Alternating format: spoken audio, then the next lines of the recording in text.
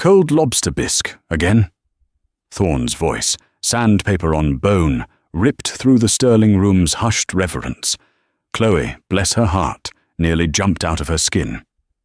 See, everyone knew Thorne was a walking, talking black hole, sucking the joy out of every shift.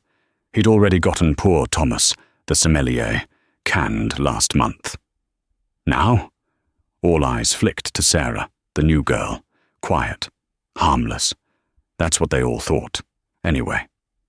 But here's the thing. Sarah wasn't just trying to earn tips.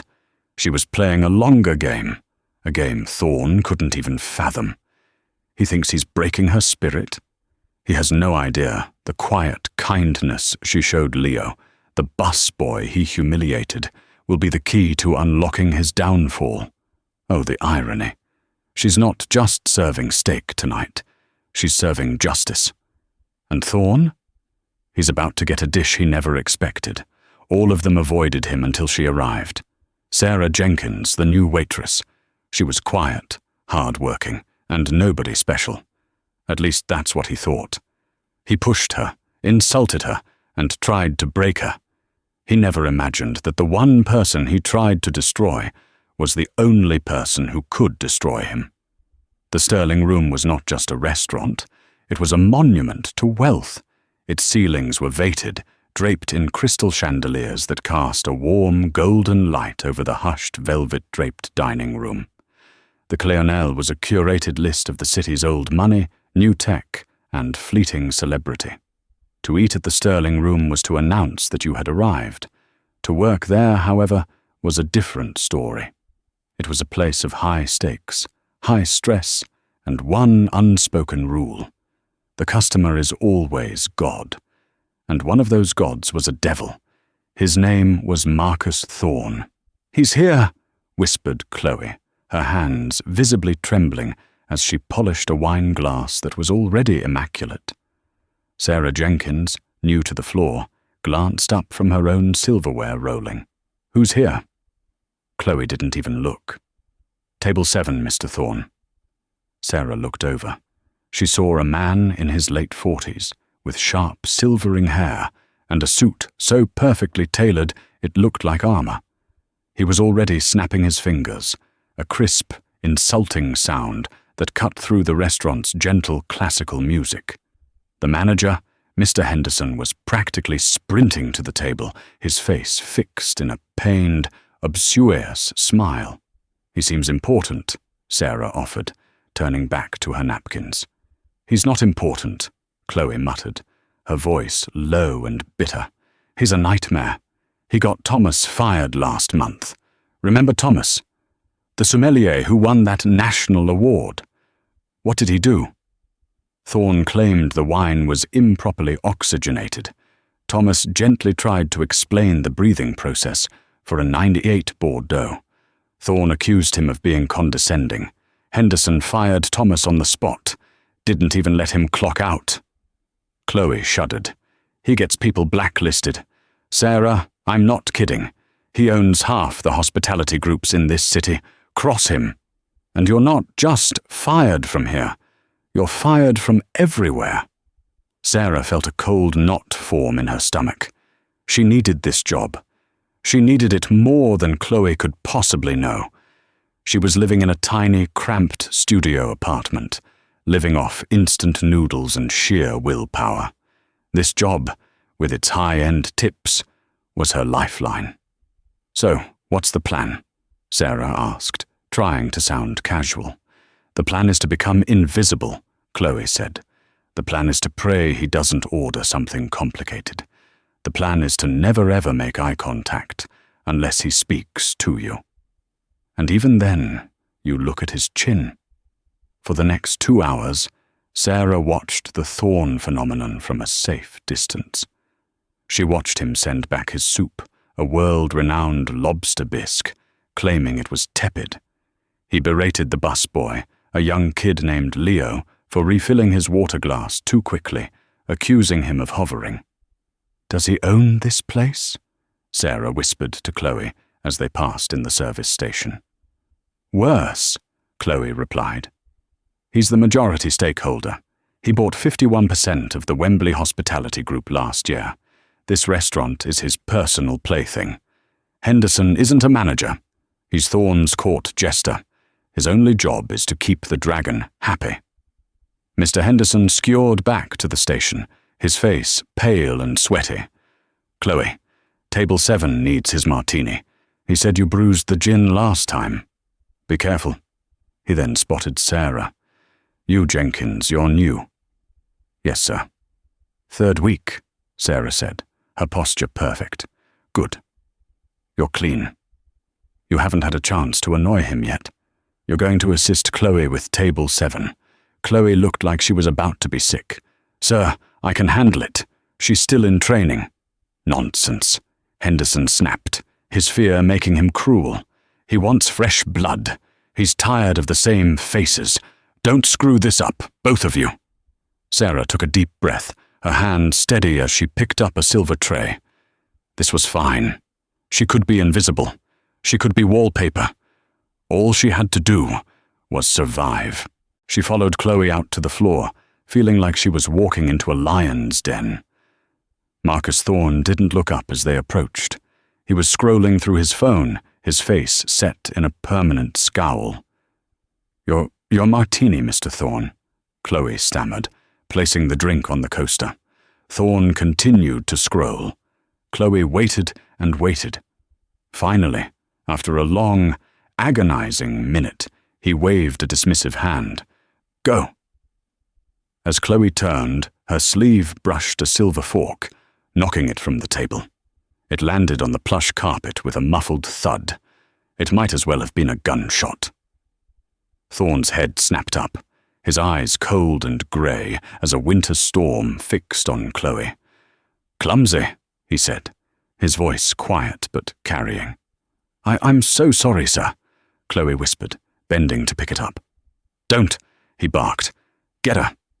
He pointed at Sarah. You, the new one, pick it up. Sarah froze. Every eye in the section was on them. Pick it up. Sarah looked at Chloe, whose face was white with terror. She looked at Henderson, who was flapping his hands from across the room, mouthing, Do it. Slowly, Sarah bent down. She picked up the fork, her movements deliberate, not subservient.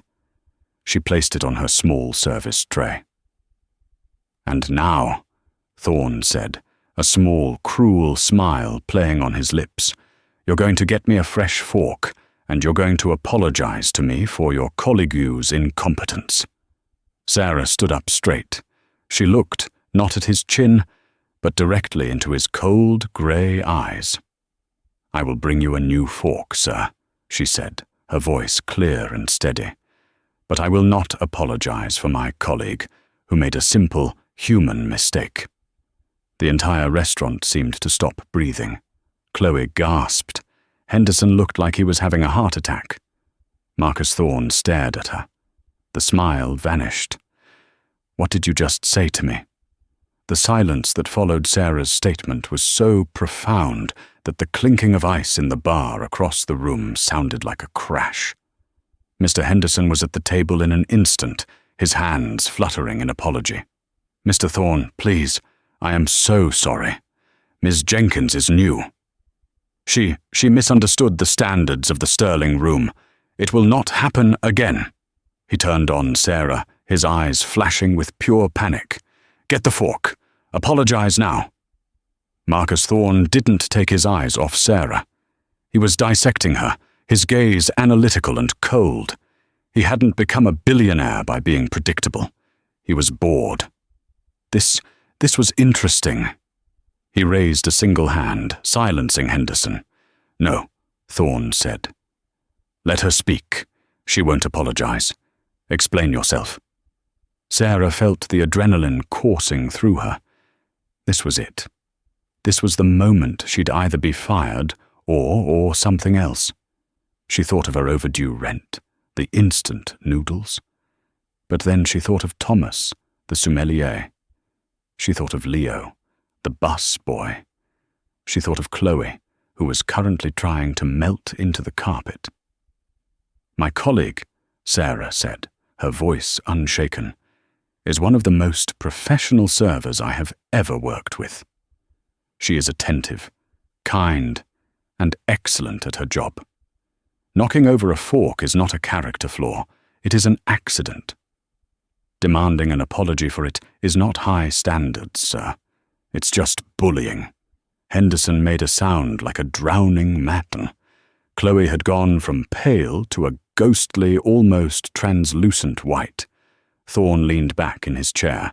The business associate across from him, a man named David, looked deeply uncomfortable.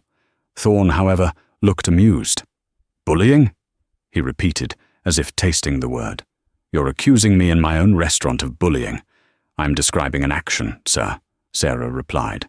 "What you choose to call it is your own business?" Thorne stared at her for another 5, 10, 15 seconds. The entire dining room was now engaged in the silent drama. Finally he laughed. It was not a warm sound. It was sharp and dry, like breaking glass. "Get me my fork, Jenkins," he said, turning back to his phone. "And tell Henderson I want my steak medium rare, and if it's even a degree over, he's paying for it." He had dismissed her just like that. Sarah, shaking slightly but outwardly composed, retrieved a new polished fork and set it down. "Will there be anything else, Mr. Thorne?" He waved her away without looking up. As she and Chloe walked back to the kitchen, Chloe was vibrating with a mixture of terror and awe. "Are you insane?" she hissed the moment the kitchen door swung shut. "Are you trying to be homeless?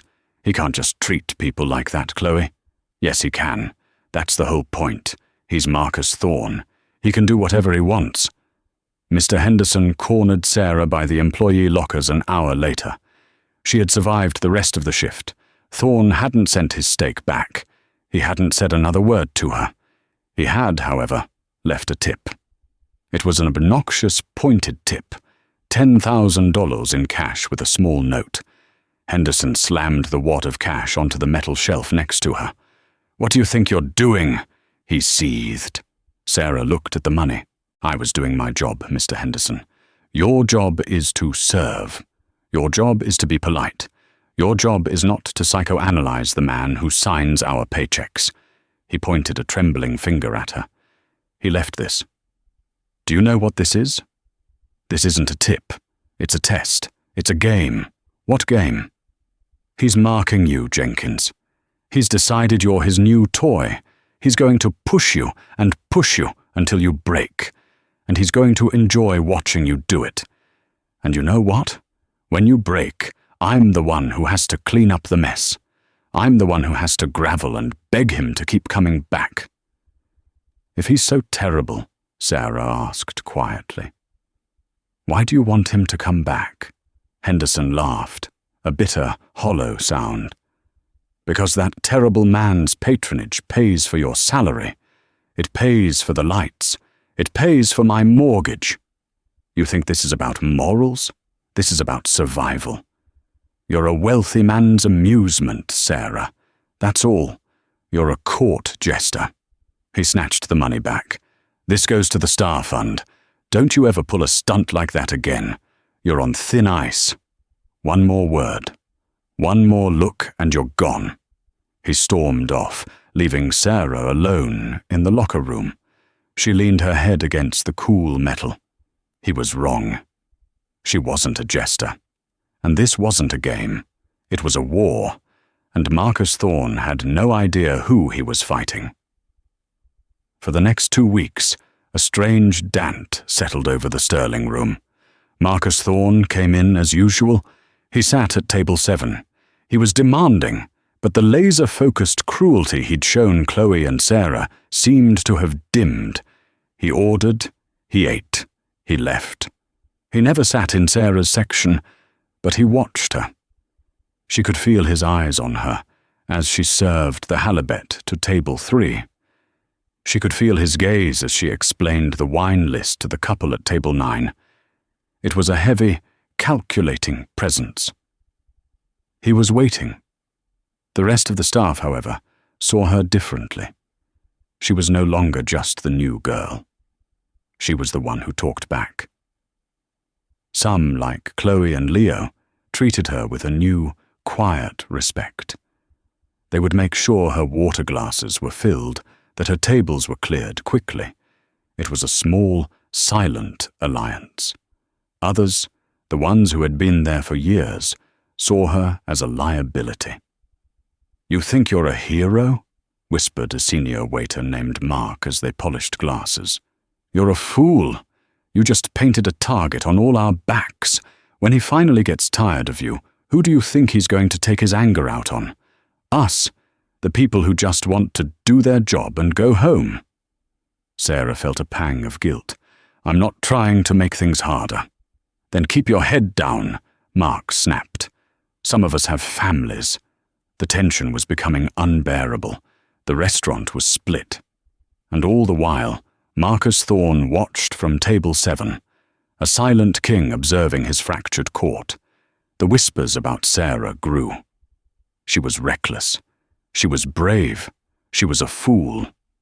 She was about to be fired.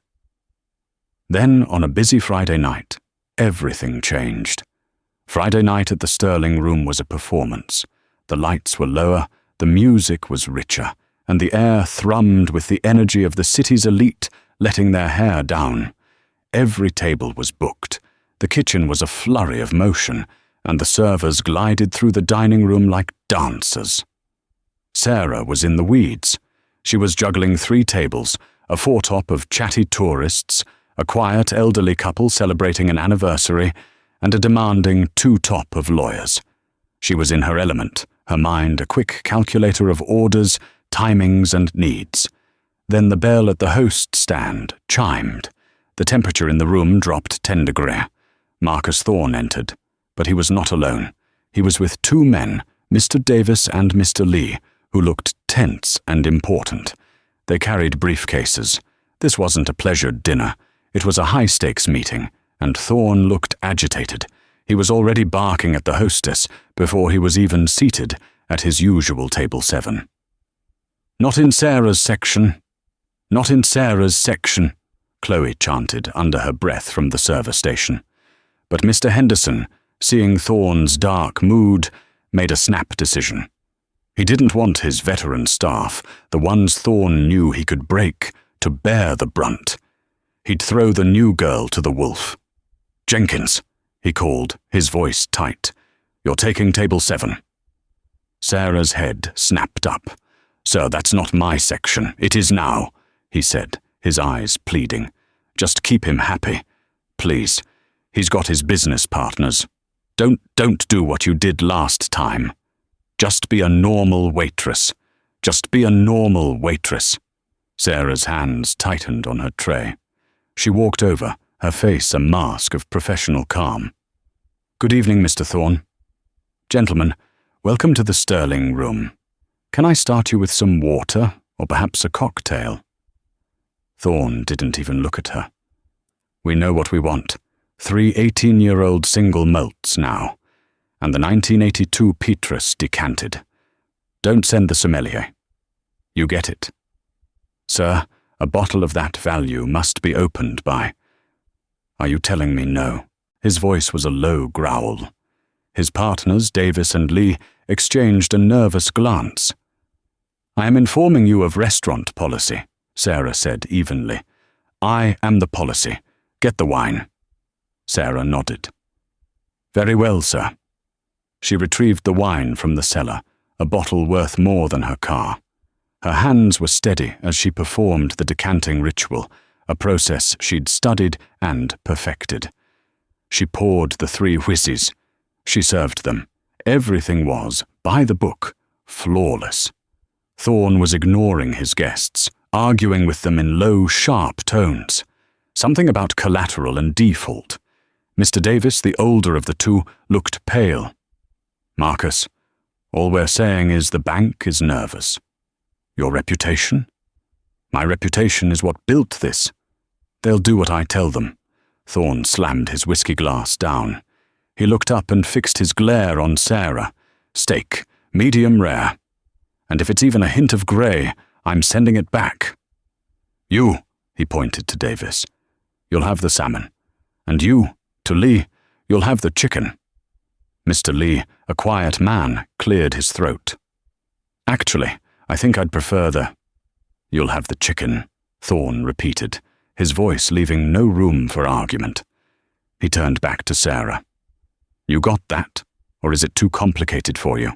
3 single malts, 1 Petrus, 1 medium-rare steak, 1 salmon, and 1 chicken. Yes, sir, I have it. She put the order in. The kitchen staff gave her a look of pity. The head chef, Antoine, personally oversaw the steak. It is perfect, he said, handing her the plate with a grim nod. She served the food. Thorne immediately cut into the center of his steak. It was a perfect ruby-red medium rare.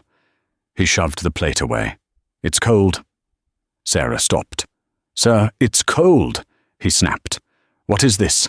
An amateur hour? Did you let it sit? Were you too busy daydreaming about your philosophy degree? Take it back and tell the chef if he fails again. He's through. This was the lie. This was the one. The steak was steaming. It had come directly from the pass. He was doing this purely for the sport of it. Sir, Sarah said, her voice dangerously quiet. The steak is hot. I just brought it from the kitchen. Thorne looked at his partners. You see? You see what I have to deal with? Insubordination everywhere. He picked up the plate. You think it's hot? And in one swift, horrifying motion, he flipped the plate over, dumping the 200 steak, the potato gratin, and the red wine reduction all over the floor, splattering Sarah's apron and shoes. Now it's cold, he sneered. And it's a mess. Clean it up. The restaurant, which had been buzzing with Friday night energy, fell dead silent. Mr. Davis and Mr. Lee looked absolutely mortified. Leo, the young busboy, saw the mess and rushed over with a cloth, his face terrified. No, Thorne commanded, pointing at Sarah. She made the mess. She cleans it. Mr. Henderson was frozen in place, his face ashen. Sarah looked at the $200 mess on the floor. She looked at the humiliated busboy. She looked at Mr. Henderson, a man so broken by fear he couldn't even defend his own staff. She looked at Mr. Davis and Mr. Lee, who were witnessing a tantrum of epic proportions. And then she looked at Marcus Thorne. He was smiling. He had won. He had pushed her, and she was finally going to break. He was waiting for the tears, for the I quit, for the storming off. He was waiting for her to get on her knees. You're right, Sarah said, her voice clear as a bell in the silent room. It is a mess. She did not bend down. She did not cry. She did not move. Well, Thorne barked. Clean it. This was the breaking point, not just for Sarah, but for the soul of the restaurant. No, she said. The single word hung in the air, electric and sharp. No. Marcus Thorne's smile vanished. He leaned forward. What did you say? I said. Sarah repeated, her voice gaining strength. No, I will not clean that up. Mr. Henderson finally unfroze. He stumbled forward, babbling. Mr. Thorne, she's in shock. She doesn't mean it. Jenkins, what are you doing? Get on your knees and clean that. That's an order. Sarah turned her head slowly, her gaze pinning Henderson to the spot. Is it Mr. Henderson? Is that in my job description? Floor sanitation via billionaire tantrum. Henderson's mouth opened and closed, but no sound came out. Sarah turned back to Marcus Thorne. The entire room was watching. This was no longer dinner. It was theatre. You have done nothing but terrorize this staff since the moment I started here, Sarah said, her voice not loud, but it carried to every corner. You are not a valued customer, sir. You are a bully. You get Thomas, a master Sumeyer, fired because your own palate is unrefined. You berate Leo for doing his job too well. You make Chloe, one of the kindest people I know, cry because you bruised her gin. You. Thorne was sputtering, his face turning a dangerous shade of red. He was not used to this. He was not used to being the one on the defensive. And now this. Sarah gestured to the mess on the floor. You waste a $200 steak. You disrespect the chef. And you try to humiliate me in front of your business partners. All to what? Prove you're a big man. Prove that your 51% share gives you the right to treat human beings like your personal property. Mr. Davis and Mr. Lee were sinking in their chairs, wishing the floor would swallow them. This was not the power player they were afraid of. This was a petulant child. Do you have any idea, Sarah continued, stepping closer to the table, what this restaurant means? The people in that kitchen, the people on this floor, they are artists. They are professionals. They pour their lives into creating a perfect experience. And you walk in here and you poison it. You poison everything. Shut up, Thorne roared, finally finding his voice. He stood up, knocking his chair over. He was a big man, and for a second Sarah flinched, but she held her ground. You are nothing. You are a washed-out broke. Nobody serving me food. You're fired. Of course I am, Sarah said, with a calm, sad smile. That's your only move, isn't it? When you can't win an argument, you just try to destroy the person. You fire them, you blacklist them, you take away their livelihood. She began to untie the strings of her stained apron. You're done, Jenkins, Henderson shrieked, finally finding his courage now that the execution had been ordered. Get out. Security, get her out of here. Sarah folded the apron neatly and placed it on an empty chair. You're right, Mr. Thorne, she said, her voice now calm. I am fired. She smoothed down her black shirt. She looked at Mr. Davis and Mr. Lee. My apologies for the interruption to your meal, gentlemen, though it seems your business here is concluded. What is that supposed to mean? Thorne snapped. Sarah gave him a small, cryptic smile. It means you should have read the fine print on that loan. Marcus Thorne's blood ran cold. How? How do you know about that? I will not be cleaning up your mess, Mr. Thorne, Sarah said, her voice resonating with a new, undiscovered authority. Not this one. She gestured to the steak on the floor. And not the one you've made of this company. She turned and walked, not to the employee exit, but straight toward the front door. The entire dining room, staff and guests alike, watched her go. She didn't run. She didn't scurry. She walked with her head held high, leaving a stunned, silent room and a splattered, ruined steak behind her, as the great oak doors closed behind her with a quiet thud. The spell was broken. Mr. Henderson rushed to Thorne's side, apologizing, graveling. The busboys rushed to clean the mess, but Marcus Thorne wasn't listening. He sank back into his chair, his mind reeling. It means you should have read the fine print on that loan, Marcus. How could she know that? How could a simple waitress know the complex, leveraged buyout details of his deal to acquire Aura? His partners, Mr. Davis and Mr. Lee, were suddenly on their feet. Marcus, Mr. Davis said, his voice cold. We're done here. I think we're done. Period. We'll be in touch with our lawyers. What? You can't, Thorne protested. This was just a disobedient waitress. No, Marcus, Mr. Lee said, packing his briefcase. That was the first person who's told you the truth in a decade. And frankly, the collateral, she mentioned, were not comfortable with this level of instability. They walked out, leaving Marcus Thorne completely, utterly alone in the wreckage of his own making, the smell of red wine and failure hanging in the air. He was a king who had just been checkmated by a pawn, or so he thought. The game, however, was far from over. Sarah didn't go home. She didn't go to her tiny apartment to cry into a bowl of instant noodles. She walked 2 blocks down the street, her shoes still sticky with beef reduction, and entered the gleaming glass and steel lobby of the Thorn Tower. She rode the silent express elevator to the 48th floor, the executive suite. The receptionist, a polished woman, looked up. "Can I help?" "Oh my God, Sarah, what happened to you? Did you fall?" "Something like that, Janet," Sarah said, wiping a smudge from her cheek. "Is he in?" "He's been waiting for you," Janet said, her eyes wide with concern. "The private conference room." Sarah walked down a hallway, carpeted so thick her footsteps made no sound. She pushed open a heavy mahogany door. Inside, an older man in a wheelchair sat at the head of a long, dark table, looking out at the city lights.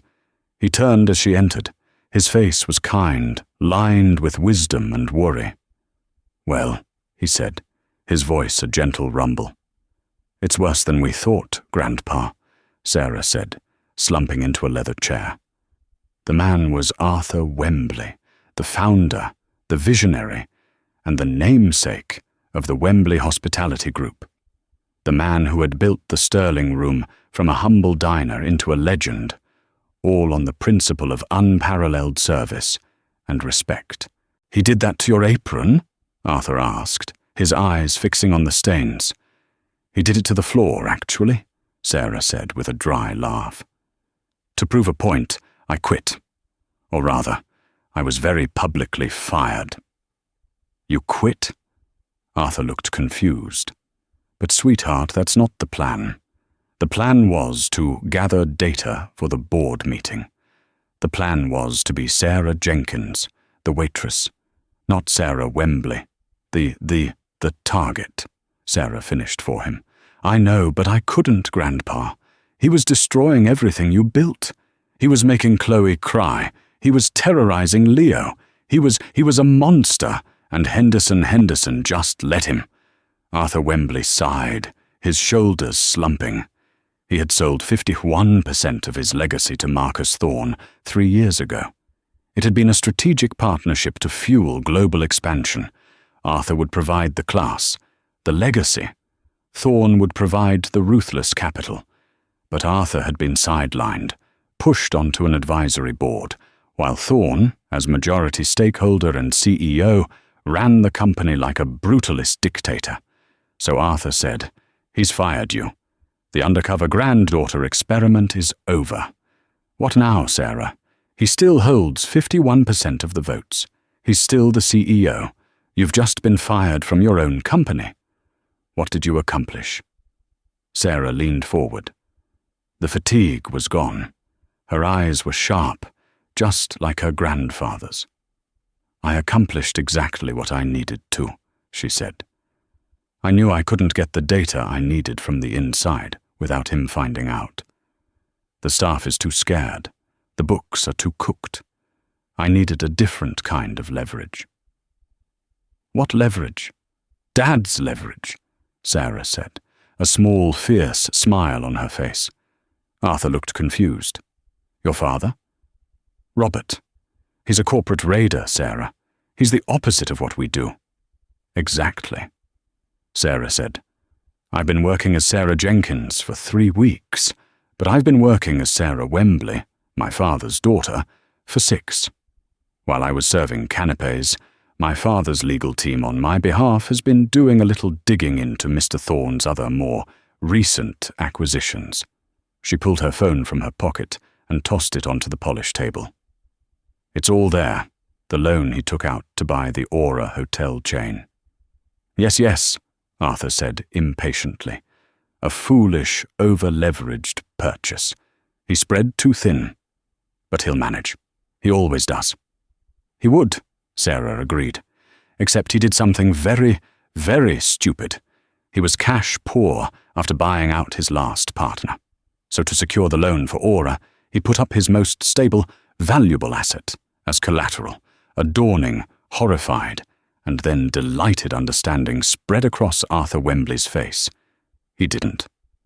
Arthur breathed. "He did," Sarah confirmed. "He put up his entire 51% stake in Wembley Hospitality Group. But But the bank wouldn't call in that loan. Not on Marcus Thorne.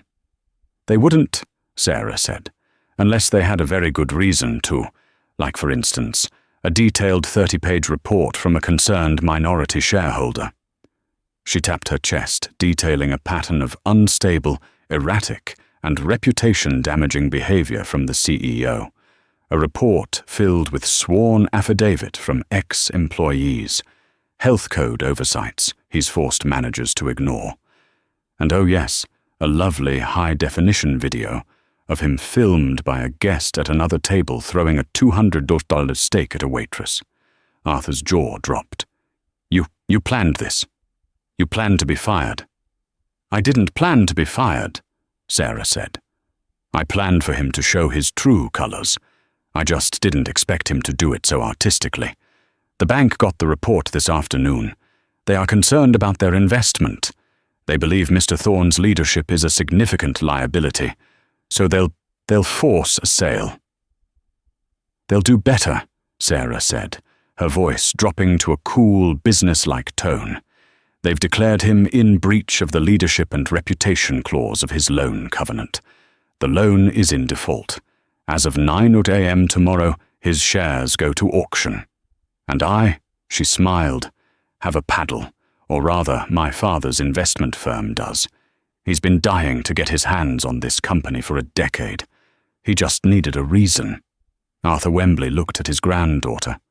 This wasn't the little girl who used to steal cookies from the hotel kitchen. This was a CEO. So, he said, you stood up to him. You got fired. And in doing so, you're going to take back the company. Not just take it back, Grandpa, Sarah said, standing up. We're going to save it. She looked at her ruined apron, still clutched in her hand. But first, I need a shower. And then I need to call Chloe and Leo. They're going to need new jobs. Why? Arthur asked. We'll hire them back tomorrow. No, Sarah said, her face hardening. Because when I'm done, there won't be a sterling room for Thor to fire them from. He's going to find out what it feels like to be blacklisted. She was wrong. It wasn't over. Thorne had one last desperate card to play. Marcus Thorne did not sleep. He sat in his penthouse office, the lights of the city glittering below him, replaying the night's events. The steak, the girl's voice. You should have read the fine print.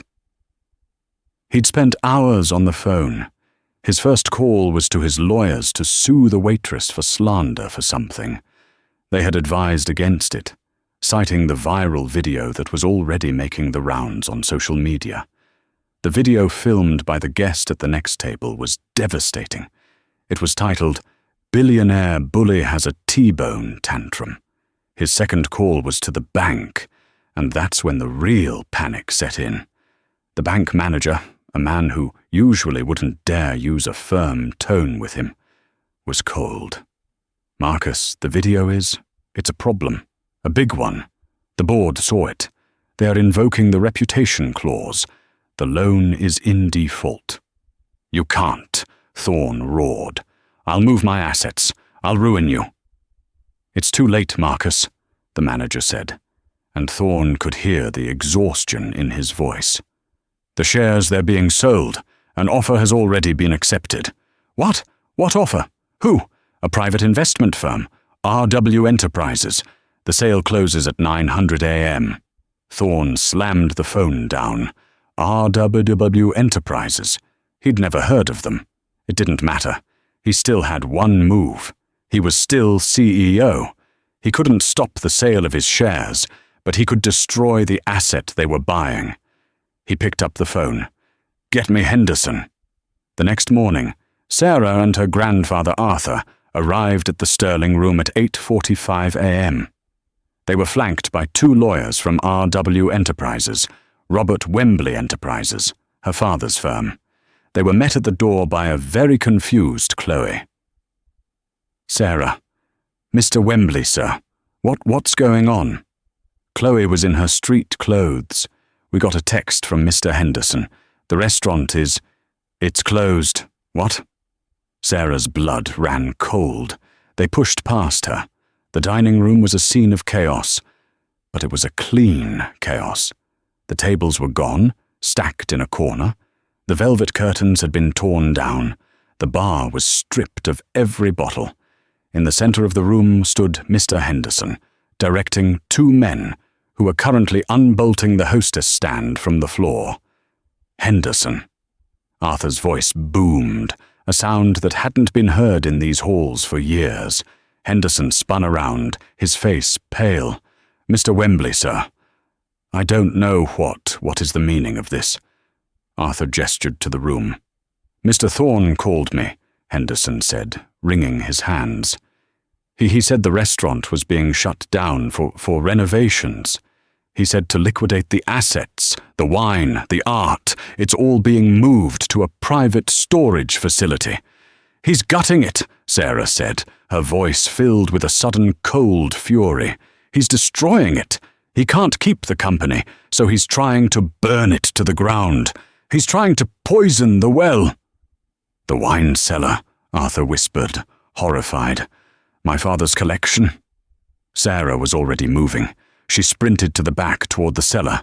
The heavy oak door was ajar. Inside, two more men were loading priceless cases of wine onto dollies. "Stop!" Sarah shouted. "Get out! You're trespassing, lady. We just work here." One of the men grunted. "We're paid to move the wine. Who's paying you?" A voice echoed from the end of the cellar. "I am." Marcus Thorne stepped out from behind a rack of priceless Bordeaux. He was in the same suit as last night, but it was rumpled, his tie undone. His eyes were wild. My, he sneered. "The conquering hero returns. Come to admire your handiwork, Jenkins. Or should I say, Wembley?" "You knew?" Sarah asked, shielding her grandfather as he wheeled himself in. "I'm a billionaire, not an idiot," Thorne spat. "I made a call. Sarah Jenkins. No record, no history, but Sarah Wembley, daughter of Robert, granddaughter of Arthur." Oh yes. It all clicked. The undercover granddaughter. A cute plan. "You cost me my company. You cost yourself your company, Marcus," Arthur said, his voice heavy with sadness. "I built this place." "How? How could you?" "It's just business, old man," Thorne shouted. "And you too?" He pointed at Sarah. "You're about to learn. See, the sale doesn't close for," he checked his watch, 8 more minutes. "Until then, I am still the CEO. And as CEO, I am liquidating this underperforming asset. All this," he waved at the billions of dollars in wine, "is being moved to my private cellar. It's an executive write-off." "You can't," Sarah said. "That's theft." "It's not," Thorne smiled, a horrible, triumphant grin. "It's a transfer of assets. By the time your father's lawyers untangle this cellar will be empty. The kitchen will be sold for scrap, and the building's lease will be terminated. You won't have bought a restaurant. You'll have bought a name and a lot of debt. I may have lost, Sarah, but so help me. You are not going to win." He was right. Legally, it was a grey area that would take years to fight, by which time the restaurant, the staff, and the legacy would be long gone. He was salting the earth. Sarah looked at the clock on the wall. 8:54 a.m. 6 minutes. "You're pathetic," she said. "I'm rich," he counted, "and I'll stay rich. You'll just be the girl who owned a restaurant that used to be good." He picked up a bottle, a 1945 Muton Rothschild worth $250,000, a toast to failure. He was about to pop the cork. "I wouldn't do that," said a new voice. Everyone turned. Standing in the doorway were Mr. Davis and Mr. Lee, the two business partners from the night before. They were flanked by two very large, very serious-looking men in police uniforms. "David," Thorne said, confused. "What? What are you doing here?" Mr. Davis looked at Thorne with pure, unadulterated contempt. "We were mortified by your behavior last night, Marcus. So we called our lawyers and then we called the SEC. The SEC? Thorne's bravado faltered. Yes, Mr. Lee said, stepping forward. See, we were your partners in the Aura deal, the one you collateralized with. Well, this we were worried. So we did our own due diligence. We found you weren't just over-leveraged, you were committing fraud. This was the second twist. You've been cooking the books for years, Marcus, Mr. Davis continued, his voice cold. Not just here, at all your companies. You've been inflating the value of your assets to secure bigger and bigger loans. The Aura deal was just the last desperate move. That's a lie, Thorne protested. Is it? Mr. Lee held up a flash drive. We brought our own copies of the financials, the real ones, the ones your CFO gave us when he realized you were about to throw him under the bus. We gave them to the SEC, and we gave them to RW Enterprises. Sarah's eyes widened. Which brings us to the real twist, Mr. Davis said, looking at Sarah. The sale? It didn't close at 9:00 a.m. Thorne looked at the clock. 8:58 a.m. You fools, I'm still CEO. No, Mr. Lee said. When we presented our evidence to the bank last night, along with Miss Wembley's report, they didn't just find you in default. They enacted the emergency criminality clause. The bank seized your shares and transferred them to RW Enterprises at 11:47 p.m. last night. The blood drained from Marcus Thorne's face. You've been trespassing since midnight, Marcus, Sarah said, a cold, sharp smile on her face. And everything you've done since, moving the wine, liquidating the assets, is grand larceny, one of the police officers finished for her. Marcus Thorne, the other officer said, stepping forward with handcuffs. You are under arrest for fraud, embezzlement, and grand theft. Thorne dropped the priceless bottle. It shattered on the floor. The dark red wine, a fittingly dramatic stain. He was speechless. As the officers cuffed him, his eyes found Sarah's. He was no longer a dragon. He was just a pathetic, beaten man. You. I told you I wouldn't clean up your mess, Marcus, Sarah said quietly. But they will. The officers led him away, a sputtering, ruined man, past the new owner of the Sterling room. The silence that followed Thorne's exit was absolute. Then Chloe, who had been watching from the doorway, did something nobody in the Sterling room had done in years. She cheered. Then Leo, the busboy, whooped. Then the rest of the staff, who had gathered in a terrified huddle, broke into spontaneous applause. Mr. Henderson, however, was a statue. He was a man who had just seen his entire world order collapse. He looked at Sarah, his face a mask of pale terror. Miss Wembley, he stammered. I had no idea. He forced me. I can explain. Sarah walked out of the wine cellar, stepping over the threshold and into the dismantled dining room. She looked at Henderson, not with anger, but with a profound, weary disappointment. You had no idea, Mr. Henderson, she asked. Or you had no spine. You had no idea he was a bully. You had no idea he was cruel. Or did you just decide that your paycheck was worth more than the dignity of your staff? I have a family, he pleaded. A mortgage. So does Chloe, Sarah said, gesturing to the young waitress. So does Leo. So did Thomas, the Sumaya you fired without a second thought. The difference is they have spines. They just didn't have the power. She walked right up to him. Mr. Henderson, you are an excellent manager of things. You manage inventory. You manage profits. But you failed utterly at managing people. My grandfather built this restaurant on one principle. We are ladies and gentlemen serving ladies and gentlemen. That means the staff, too. You forgot that.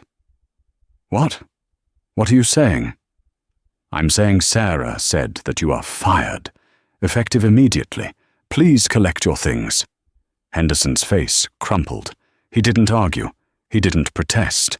He just nodded, a broken man, and walked to his office for the last time. Sarah turned to the shell-shocked staff. There were about 30 of them, chefs, servers, busboys, and hosts, all standing in the ruins of their dining room. "Good morning," Sarah said, her voice echoing in the empty space. "My name is Sarah Wembley, and as of 11:47 last night, my family is once again the 100% owner of the Sterling Room." A nervous, hopeful cheer went up.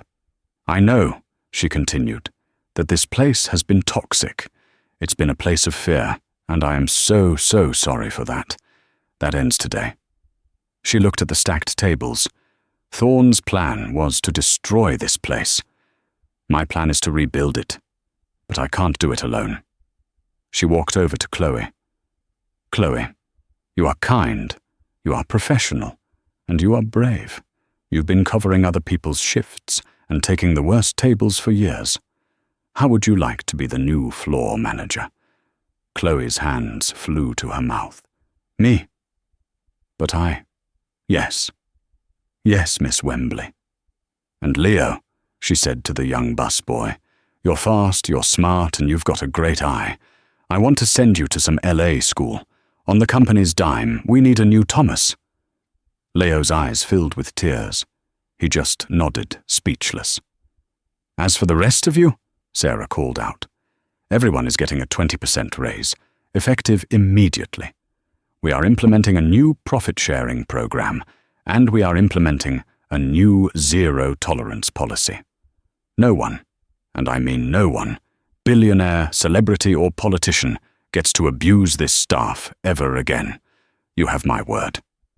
The room erupted. It was a catharsis, years of fear and anxiety releasing in a single joyous shout. "But first," Sarah said, rolling up her sleeves, "we have to put our house back in order." For the next 48 hours they worked. Sarah, Arthur, Chloe, and the entire team. They rehung the curtains. They restocked the bar. They scrubbed the floors and polished the silver. They didn't just rebuild the restaurant, they reclaimed it.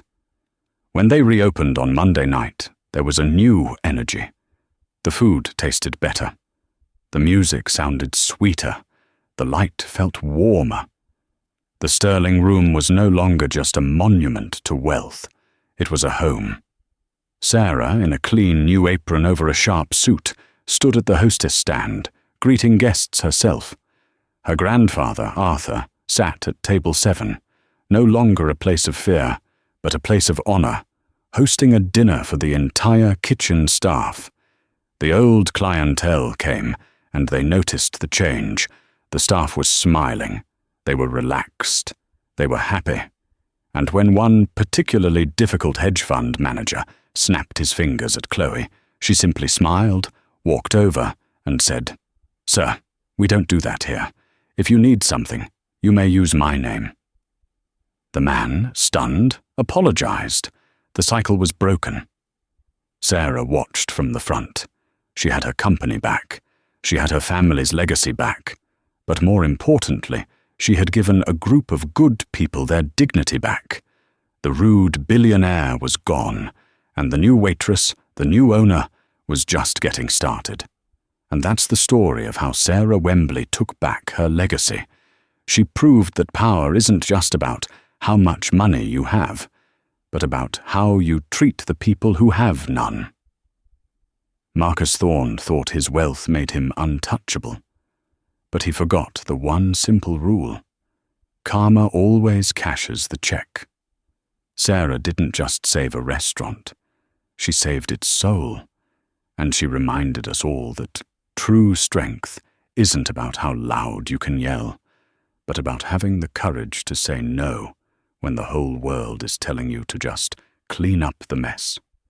What did you think of Sarah's epic takedown? What would you have done in her position? Let me know your thoughts in the comments below. And if you enjoyed this story of justice and karma, please like this video, share it with someone who needs to see it, and be sure to subscribe to the channel for more dramatic, real-life stories every single week. Your support means the world to us. See you in the next